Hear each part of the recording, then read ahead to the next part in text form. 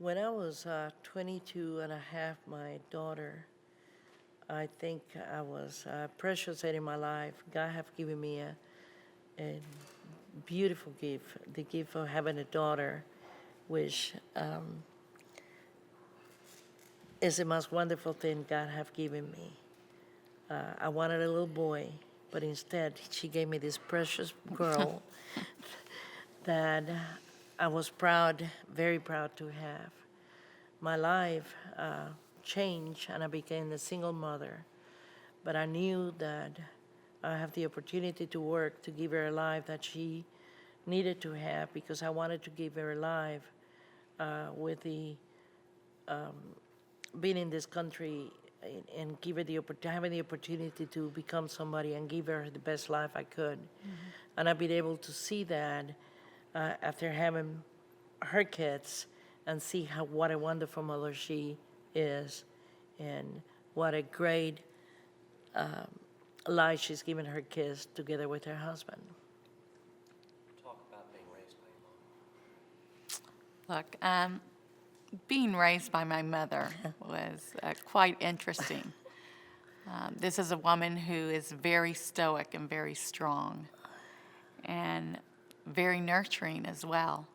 And as a single mother, I didn't realize that I was supposed to have a dad in the house or anything like that because she was everything to me. And she always instilled in me a desire to want to do more. And I looked up to her. I didn't have a little brother in the house or a little sister to look up to. It was my mom was my hero. I knew a little bit of the story of her past, of what she had gone through in Cuba when I was younger, and I knew, you know what, Mommy's always taught me to dust off, get up, and you go. There's no sitting around and crying and not getting things done. She gave me everything. I didn't realize that I came from a single mom household. I didn't have the brand new everything that all the other kids had, but I had security and I had a desire to always do better because of what she instilled in me.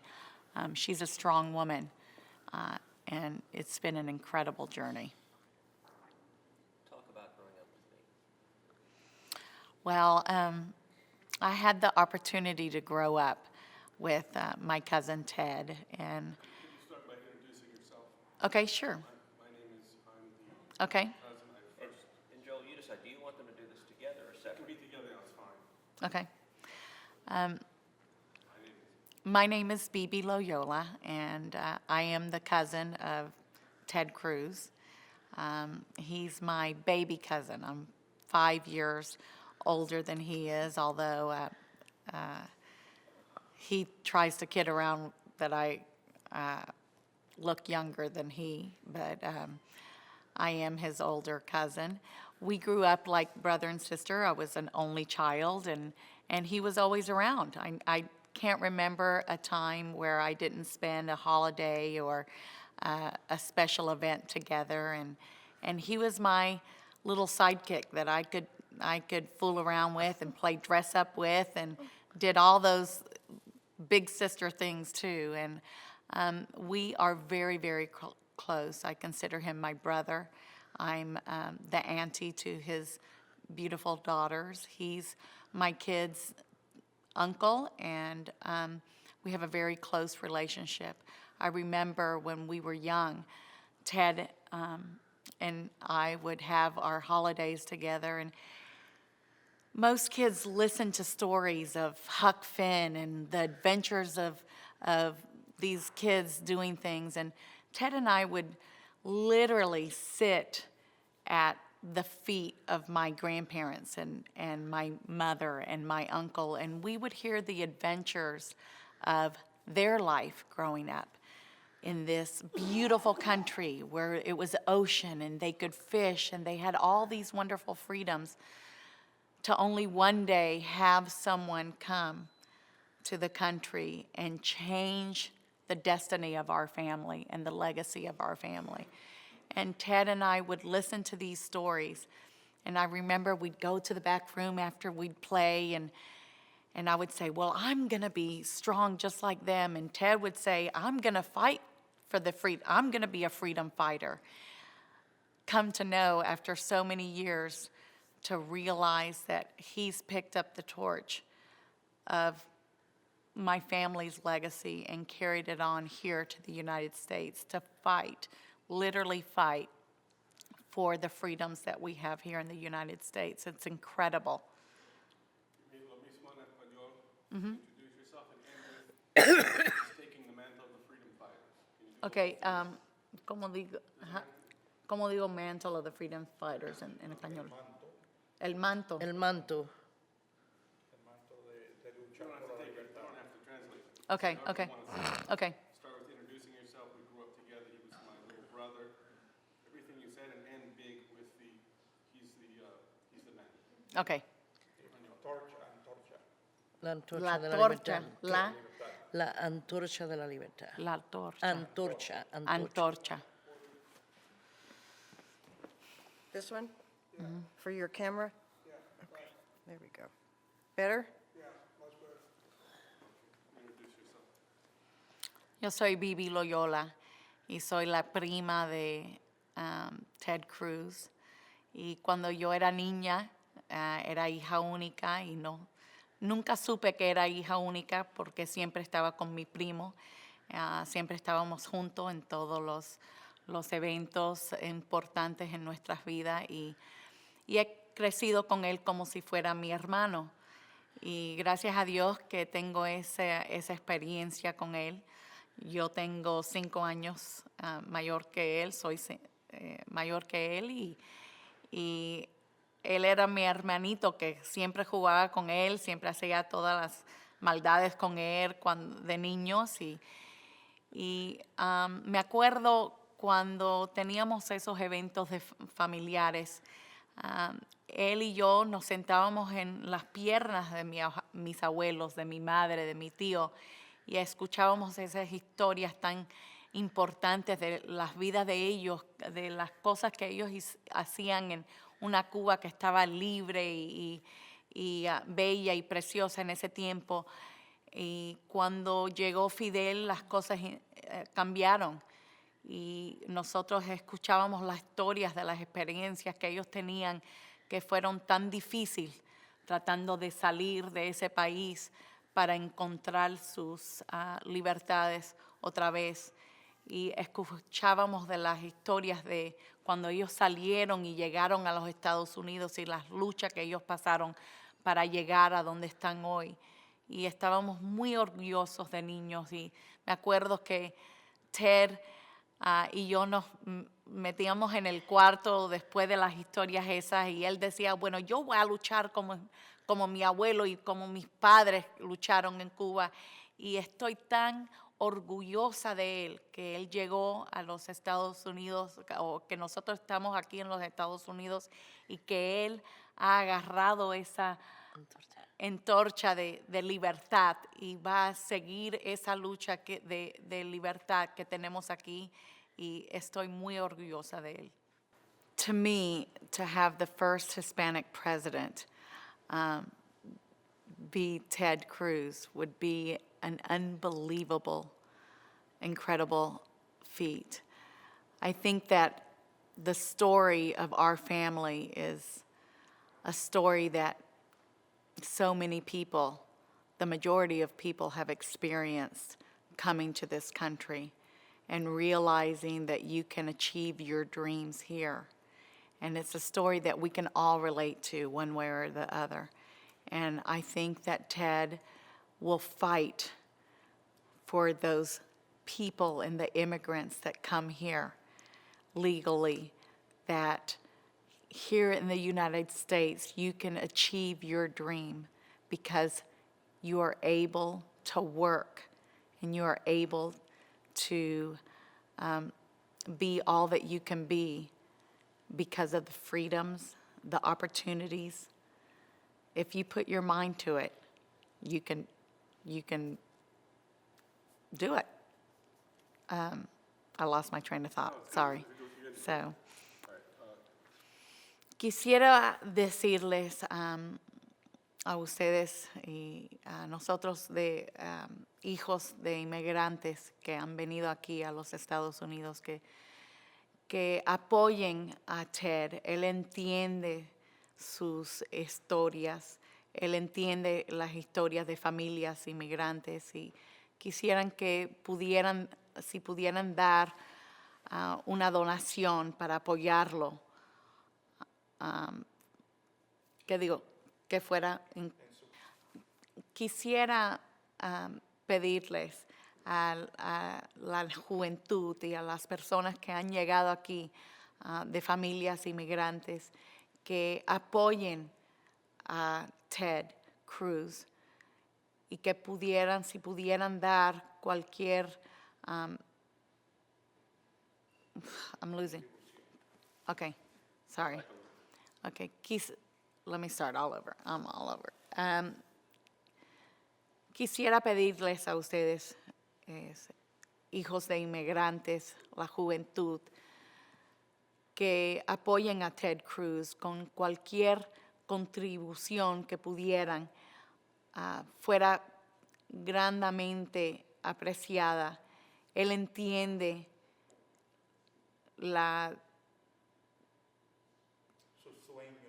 Él entiende su sueño, él entiende la historia de nuestras familias llegando aquí. Él va a poder ayudarlos a llegar al sueño de la libertad y puede ayudarlos él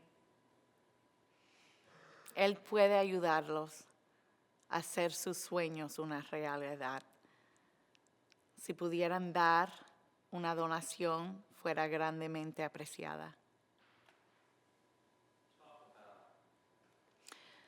Ted is a compassionate person. He truly believes in helping people and helping people get a step up in the world. The story of teaching a man how to fish so he can provide for his family. That is truly Ted's dream, starting with the youth, of giving them every opportunity that they can have in their hands in order for them to achieve the American dream. Everyone has a chance, and Ted truly believes that because of the compassion in his heart. He sees in people what they may not see in themselves, and he has a gift in the way of explaining and helping you achieve your dreams as well. I admire my Tia Sonia. Thank you, Papi. I admire you a lot. I'm proud of you. I'm very proud. My Tia Sonia fought against Castro in Cuba when she was a little girl, when she was a kid. Mm-hmm. She fought in the counter-revolution, and she was thrown in prison. She was tortured. And she came to America. She came here seeking freedom. My Tia Sonia is a woman of incredible strength, but also incredible love. You know, she and my dad are very close. So when I grew up as a little kid, we spent a lot of time at Tia Sonia's home. My grandparents, my abuelo and abuela, lived with Tia Sonia. And Bibi is Tia Sonia's daughter. Bibi's my cousin. She's 5 years older than I am. And we grew up like brother and sister. We grew up together. It was a house with a lot of love. It was a house with my abuelo dominating the room, smoking his pipe, expressing an opinion, expressing wisdom on every topic under the sun. It was a house where Tia Sonia had a pair of sandals that she called her chancletas. Oh my God. And when the children were misbehaving, and Bibi and I were often misbehaving, I will tell you, she could hit a kid at 20 paces with a chancleta. That's right. And it was, it was the old line about, parents having eyes in the back of the head. You would be doing mischief off in the corner, and suddenly, across the room, a spinning chancleta would hit you in the back of the head, and she could drop you at 20 paces. That's right. And so we lived in perpetual fear of the chancleta coming across the living room, which was a very That's effective. true. Yeah, we It got worked. It worked very well. And I'll tell you one of the things that was amazing. When she came, my dad came to America in '57. He was fleeing Batista. He had been imprisoned and tortured by Batista. And in '59 is when Castro succeeded, the revolution succeeded, and Tia Sonia began fighting against Castro. Began joining with the rebels, burning down sugarcane fields, fled to the hills, lived in the caves, That's right. and was repeatedly thrown in jail, repeatedly treated horrifically. And when she came to America, like my dad, she couldn't speak English. She got a job first as a hostess at a Mexican food restaurant. Couldn't speak English other than, what was it you could say? Do you want a booth or a table? That was it. And then she ended up getting a job at a bank, and she got hired as a teller and worked her way up at the bank to be a vice president of the bank. And throughout it all, she was a single mom to Bibi. A single mom. She was a young mother. You were 22 when Bibi was born. Right. And you raised a strong, vibrant, loving daughter. Thank you. And it's, I love you, Tia. I love you, Dad. I'm very proud of you. I'm very proud that you're going to bring to this country what we always need, the fight for the liberty that you have inside of you. I love you very much. It's one of the things, I think Bibi and I are really blessed. We're fortunate in many, many ways. But one of the ways is being the children of immigrants who came with nothing, but came wanting freedom. You couldn't grow up in our family without understanding every day just how incredible it is what we have here, just how incredible. America has been a beacon for the world. It's been a beacon of hope. It's been a beacon of freedom. And to be the child of immigrants with nothing makes you understand every single day how extraordinary what we have here in America is, and makes you committed to fight for our freedom. I remember when we were kids, my dad used to say to Bibi all the time, that when he faced oppression in Cuba, they had a place to flee to. If we lose our freedom here, We don't have anywhere to go.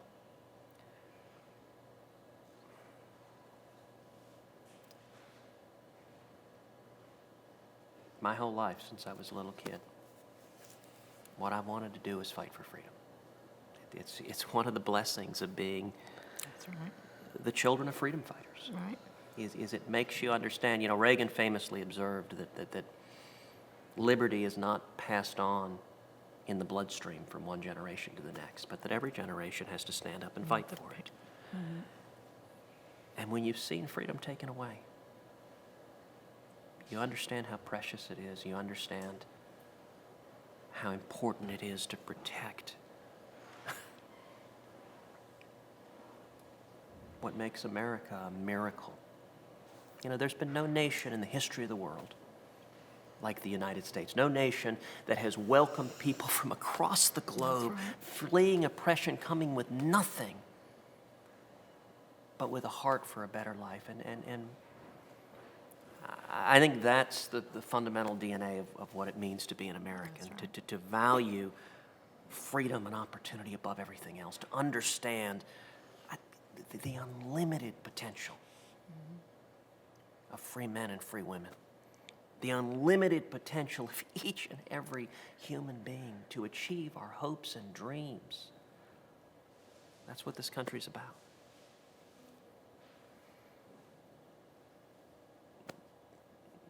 Bibi, why don't you share what it was like growing up in our family? Well, I was an only child, as you know, and you were like my kid brother. You know, I think I must have done so many girly things, unfortunately, with you. Made you play my Barbies, made you dress up and do all the fun things that kids do. But Sorry, start the answer looking at him and then come look at me. yeah, I just got to get your hair out of your face. We can't see you in this camera. oh, Start the Just move answer it back. looking at him. Ted, maybe you can set her up again. okay, and Look at him, say, Start the answer and then turn and look at me okay, to continue. okay, okay. Bibi, why don't you share what it was like growing up in our family? Well, Ted, growing up with you was unbelievable. We did so many things as kids. He was my kid brother. You were the guy that I hung out with, my little sidekick, and I made you play Barbies. I made you go out to the playground with me. We did dress up together, and it was so much fun. I mean, I just think that. You know, I still remember, Bibi, when I was probably 4 or 5, and you and Miriam and Roxana, my sisters, dressed me up as a bald eagle We dressed you up like a bald on the eagle. 4th of July and stuck me on our dog Jingles. I mean, I was your giant doll, and you had me walking through the house dressed as a bald eagle on this golden lab. That's You thought it exactly- was a lot of fun. I'm still probably in therapy as a result. I know. We balanced you on the dog, and you were a sport. I mean, we bribed you with candy or with abuela's empanadas that she would make, and we'd say, okay, you get on the dog, you put this on, and you were happy to do it for the Cuban pastries that we would give you afterwards. But it was a lot of fun. We grew up having a lot of love in our home, didn't we? And Tell me what you admire about your mom.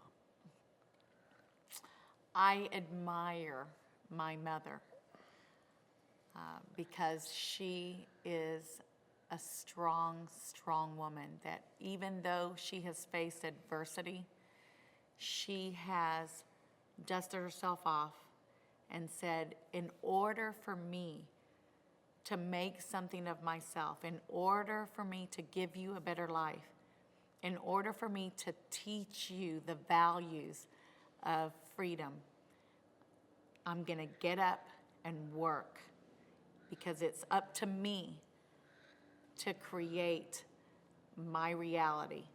It's up to me to choose the future that I want for myself and the future that I want for you.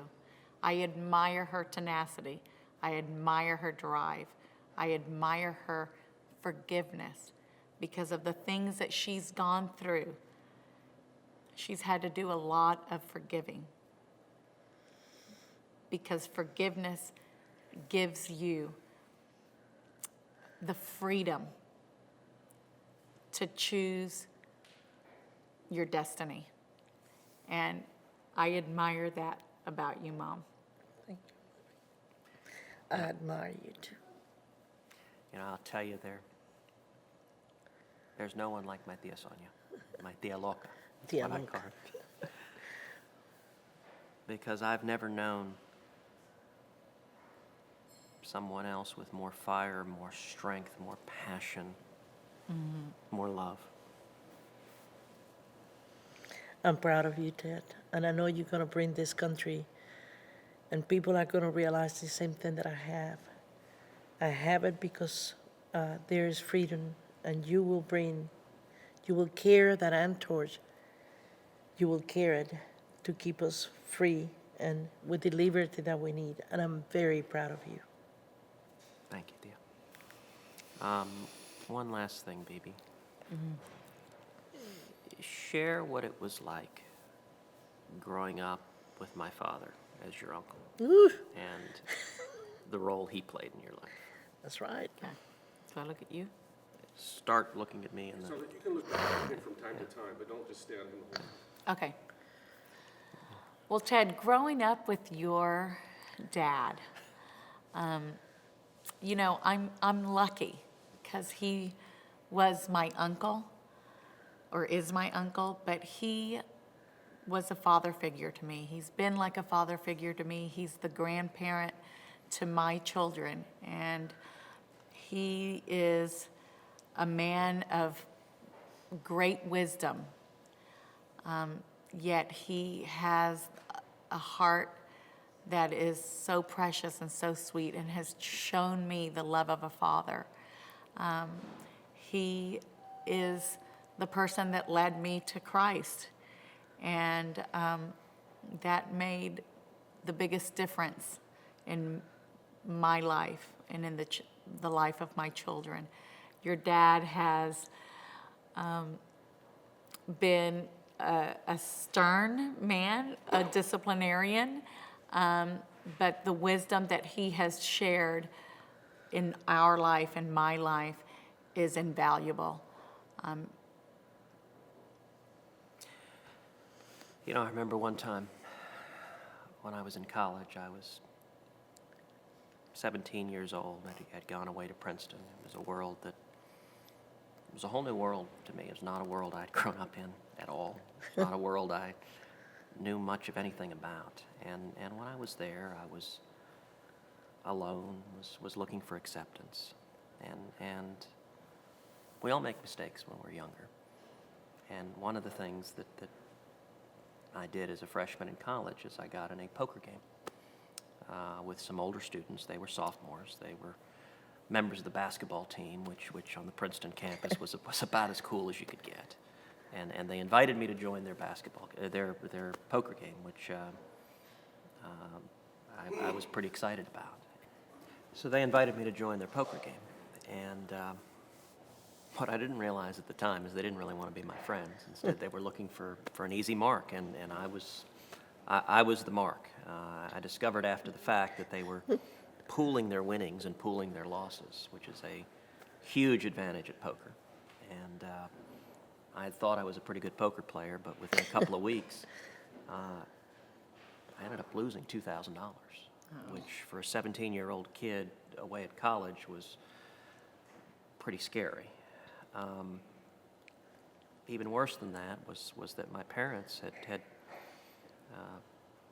just gone bankrupt. They'd lost their business, oil had crashed, they'd had a small business and they'd gone under. And I was embarrassed. I didn't want to tell my parents what had happened.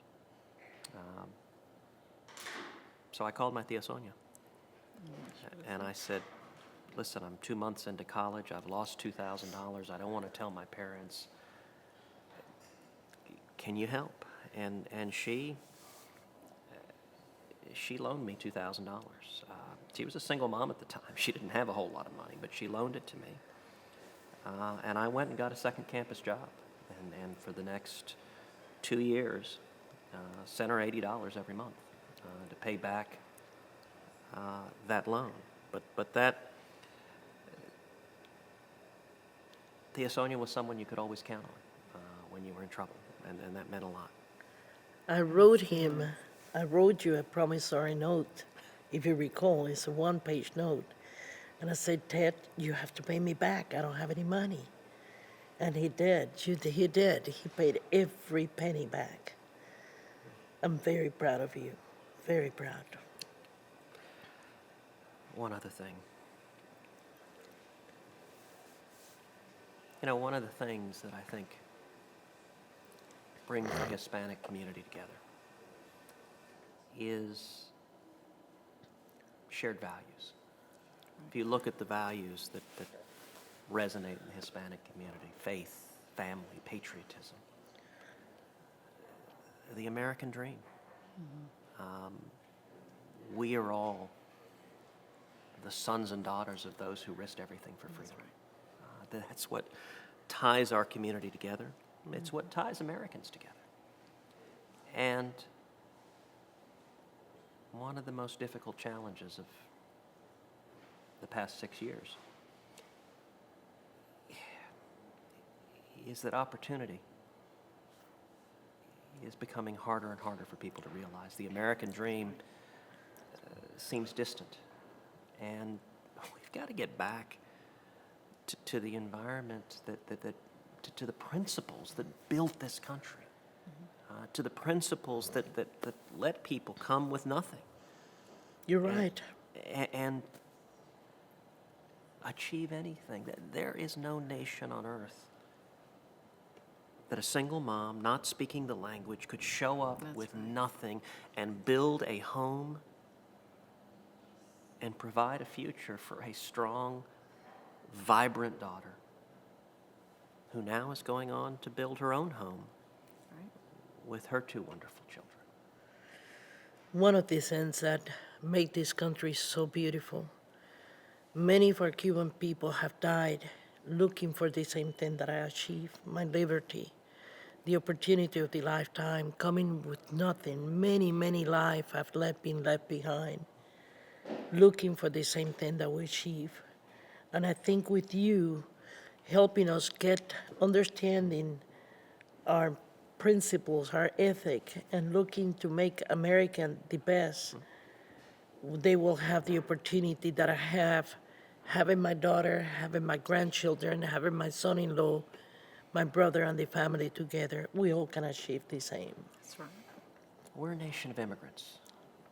We're a nation built by people coming seeking a better life. And I'll tell you, there is no stronger advocate of legal immigration That is correct. in the U.S. Senate than I am.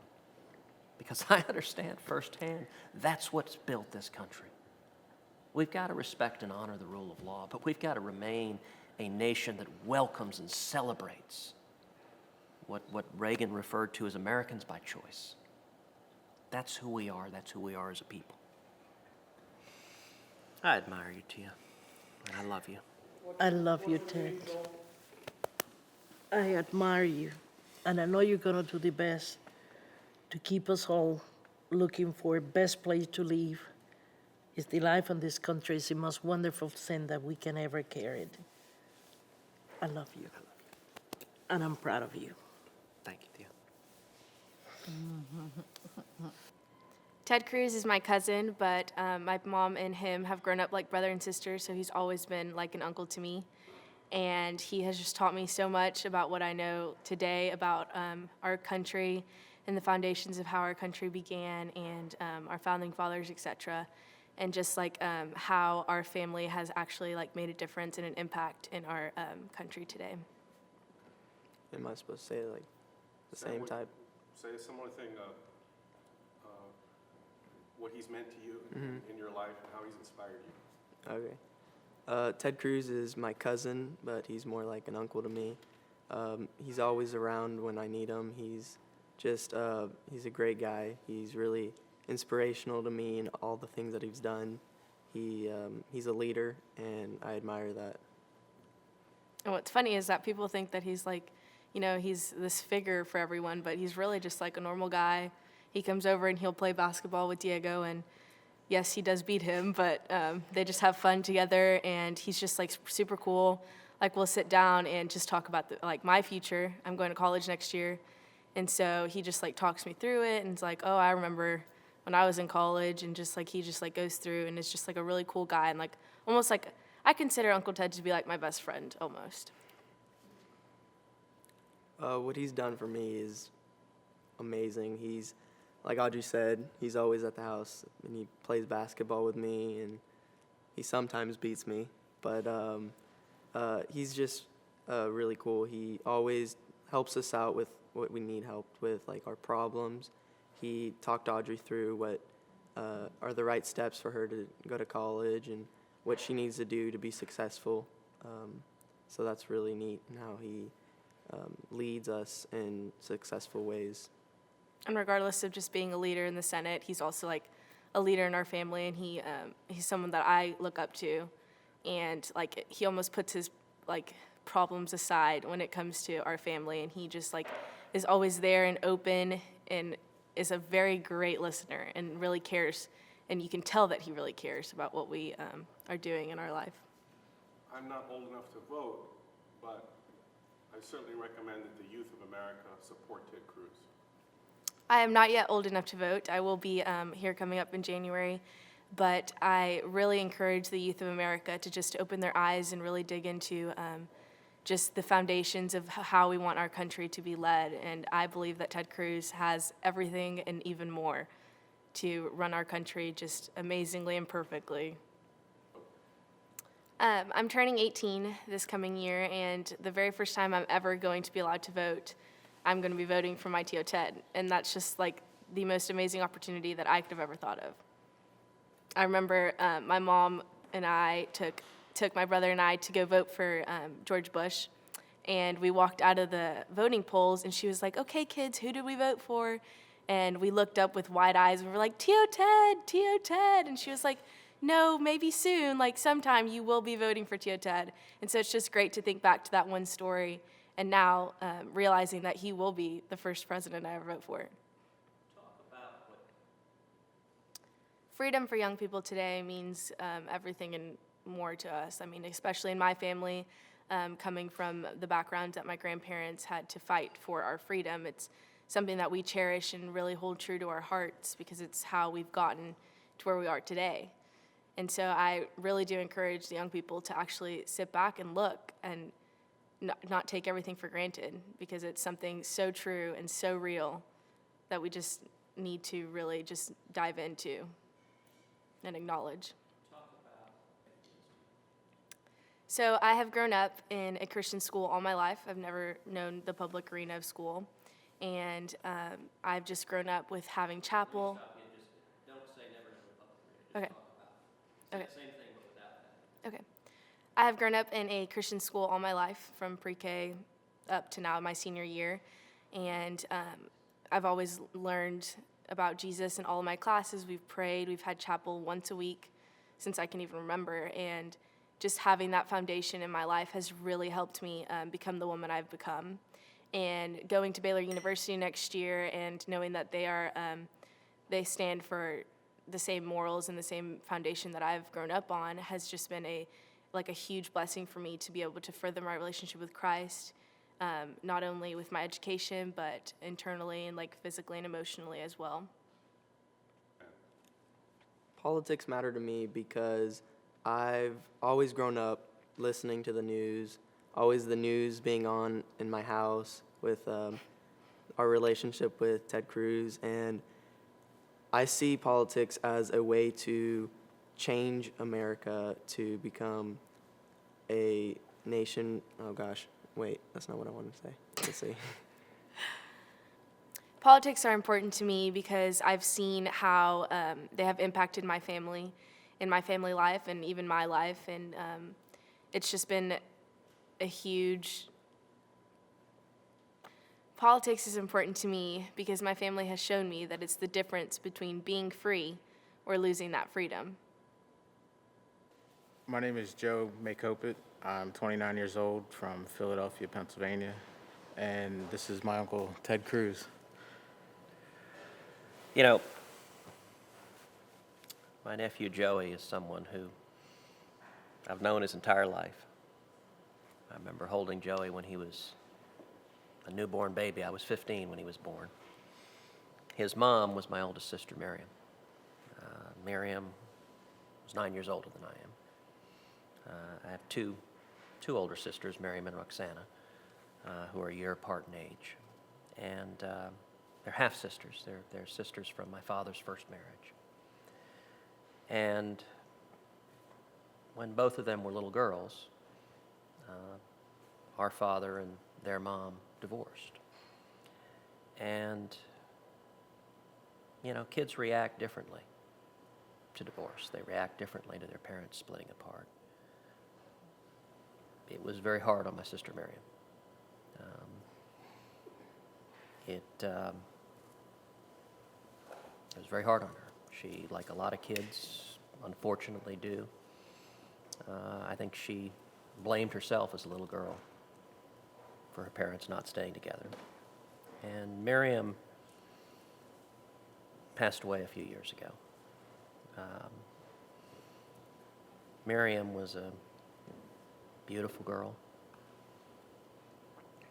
She was really smart. She was full of life. She was loving. When I was a little boy, she used to let me, when I was 2 and 3 years old, pull her hair and pull as hard as I could at 2 or 3 years old. And she would just sit there and let me yank on her hair, almost ripping clumps out of her hair. But she would just endure whatever her baby brother could dish out.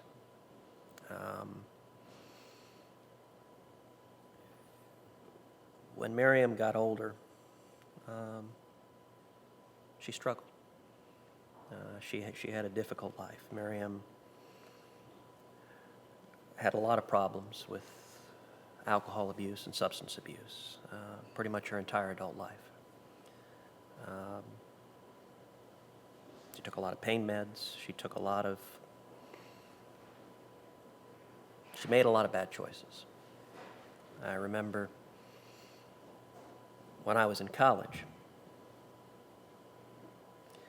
I was going to college up at Princeton, and Miriam and Joey were living in Philadelphia. And I would come and spend Thanksgivings with them down in Philly. I remember one Thanksgiving, you were a little boy, I don't know if you remember this, but one Thanksgiving, my sister was a lot of things, but a good cook was not one of them. and she was, since her kid brother was coming, she was going to try to cook a turkey, but she didn't know how to cook a turkey. And she didn't put it in the oven till I think 4 or 5 in the afternoon. So when I showed up, if you remember, we had Thanksgiving dinner at 2 in the morning because the turkey wasn't ready I remember that. until 2 in the morning. Miriam raised Joey as a single mom for most of Joey's life. She and Joey's dad divorced when I believe I was around 2 years old when they split. yeah, I mean, he was a young boy, and Miriam was a single mom with a young son, and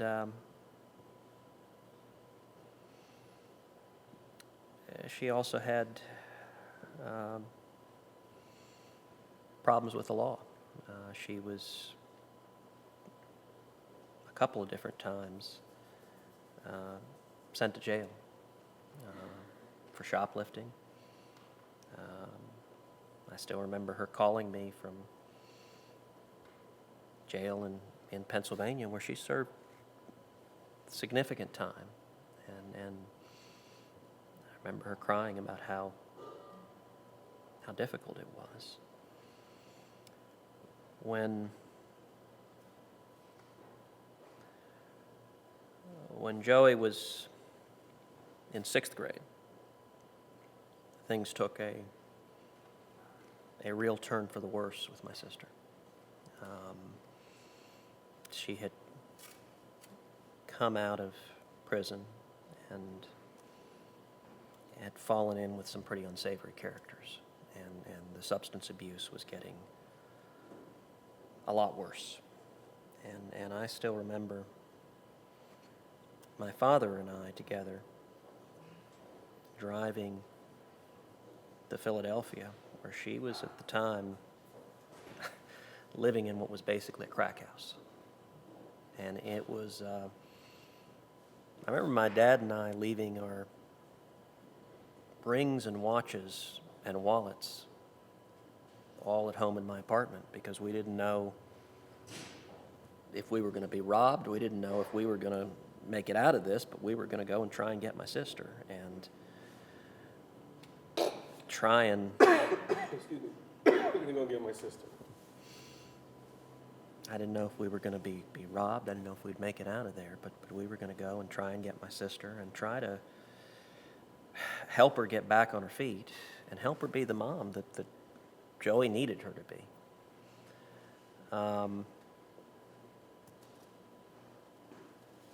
And we did. I still remember sitting in a IHOP with Miriam in Philadelphia, with my father and me, trying to tell her, Miriam, your son needs you. And she wasn't at a point where she was ready to pull out of the spiral she was in. And it was a very, very difficult conversation because she didn't want to change from the path she was on. And at the time, I was a young lawyer. I'd just gotten out of law school a couple of years earlier, and I'd just gotten my first job at a law firm. And I ended up basically taking out a loan on my credit card for about $20,000 to pay for Joey to go to a boarding school, Valley Forge Military Academy, for your 7th grade year. And he needed an environment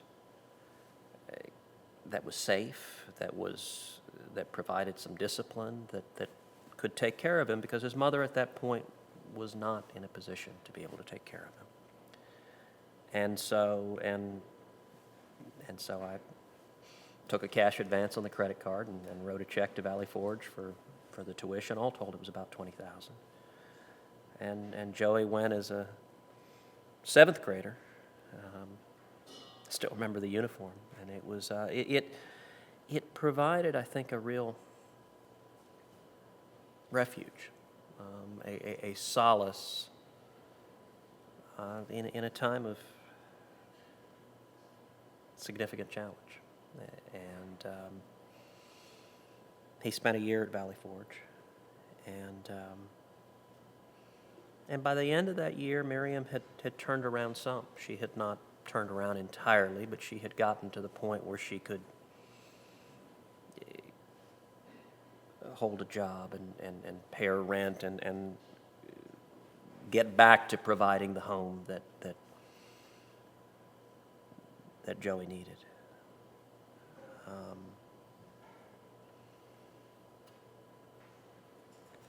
So I was visiting my dad when I was young. My mom and my dad split, so I was visiting my dad for the summer. And I remember getting a call and a package in the mail. Let me go back. I remember getting a call that I was going to get a package in the mail with some information about a school, and it came with a videotape. And I spoke to my Uncle Ted and my grandfather, and they wanted me to take a look at this video and see if this was something that I would be interested in. And they just told me what kind of opportunity that this school would be able to offer me by going to Valley Forge. And when I got the tape, it looked exciting, and it looked like a great opportunity. And I knew that my uncle and my grandfather were giving me this opportunity to make sure that I was in a right place. You know, I was going in the right direction with some foundation to go off of. And I remember watching the video and just making a decision to go. And I think they had me on a plane like the next day back to Philadelphia to go to Valley Forge, because I was already a few weeks late from the start of the semester. Could you say how it turned your situation around, if it was beneficial, and were you in touch with your uncle during that time and reporting to him on the results? Can you tell that part of it? When I was in Valley Forge, it gave me just the foundation that the system that they use as far as responsibility. You know, the whole school is pretty much run by its students. And being at that age, I was 12 years old at the time, and having responsibility to have to go through the day and do my studies and everything on my own. It felt good to have the responsibility, and I was talking with my uncle and my grandfather, and just having like the right direction that they were giving me, and just, you know, helping me stay focused with what I needed to do while I was there, and not have to worry about the personal things that were going on at home. Can you say what your relationship has been like with your uncle since that time? My relationship. My relationship with my uncle since then has been, I'm trying to think of a way to describe it. How has it been? It's been great. It's distant because of Okay, hold on. So we're I'm gonna say, my relationship with my uncle has meant a great deal to me Okay. since that time, and then give some details. so my relationship with my uncle. That's how I should start. Yeah, say my Uncle Ted. So Okay. The relationship with my Uncle Ted since that time has been great. Not having my father around much really left a hole that I was able to fill with my Uncle Ted, giving me, guidance in certain times in life when I really needed it. And coming out of Valley Forge Military Academy when I was so young and having this experience behind me, he just gave me the right direction to keep moving forward, and to just never take second place, if you can go for first. One of the things that I've always been really proud of Joey is that, he was raised in a tough environment. And a lot of kids in that environment would have followed the path of their mom, would have made the same mistakes. And Joey hasn't. I am proud of the path you've taken. He's got a good job with a lot of responsibility, and he is hardworking and diligent. And I'll tell you, it was an amazing thing, even when Joey was a little kid, and my sister was struggling. There was a peace and serenity about Joey. At 6 or 7, you would look at me, and it was almost like what he was saying as a young boy is, listen, Excuse me. Let's see. What he was saying as a young boy. It was almost. there was a peace and serenity about him. It was almost like what he was saying as a young boy was, I know my mom's struggling, but I'm going to be all right. I don't know how to describe it other than just, as a little kid, he understood that Miriam had demons she was wrestling with, and she was self-medicating, and we couldn't get her to stop. But he had this awareness, and Miriam had a loving heart, an incredible heart. And I'm so proud of Joey for just persevering and standing on his own feet, and not going down that same path, but instead making a life for himself. I'm proud of you, Joey. Thank you. Hug.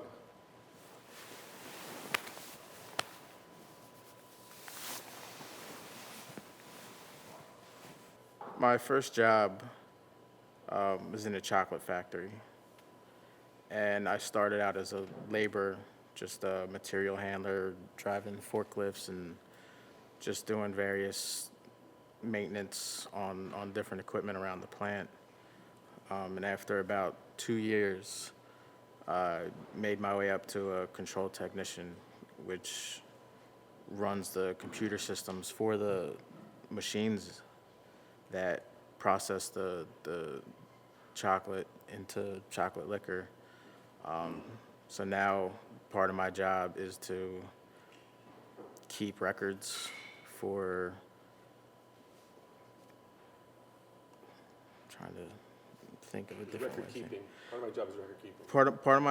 Part of my job is record keeping and inventory of multiple storage tanks of chocolate. And looking back, I know my Uncle Ted made a big sacrifice in sending me to the military academy, but without that, I don't know if I would have been able to come out and become the person I am today and turn my life around, and just want to constantly push forward and progress. And without that, I would not be where I am today. You know, one of the things I'm proud of Joey, he got hired at the chocolate factory, 7, 8 years ago? About 8 years. And, started off driving a forklift and moving materials and worked his way up. And the job he's in now had previously been held by an engineer with a degree in engineering, and Joey doesn't have any formal training in engineering, but he taught himself how to operate the systems at the factory, and has done a remarkable job with it. I saw an opportunity to learn the systems and the control systems that they use. And at that point, I realized that this could be my stepping stone to move forward and just excel as much as I could, and just to learn as much as I possibly could from the person that held the position before me. And my Uncle Ted has been a huge inspiration for me ever since I was younger, just to progress and just to keep moving forward, and that you can come from anything, and your future is really what you make it, and just hard work and perseverance is just really all it takes. Okay, one more hug and we're out. It will, Oh, sorry. share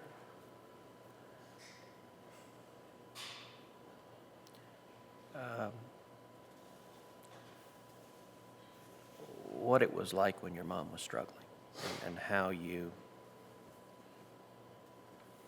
avoided going down the path she had gone. The years my mom was struggling were difficult. The years my mom was struggling was difficult for me. I felt that I took on the role of the parent in that relationship, and just needed to be the responsible one, and try to do as much as I could to keep myself from following that same road.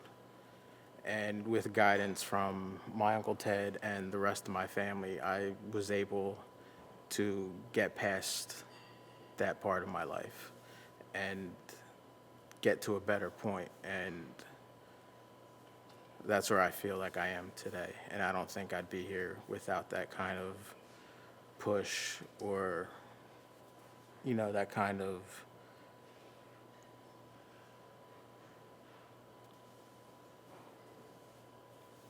Example. yeah, without that kind of example in my life to really, propel me forward. Hugs, and I love Proud you. of you, Joey. I love you. I love you too.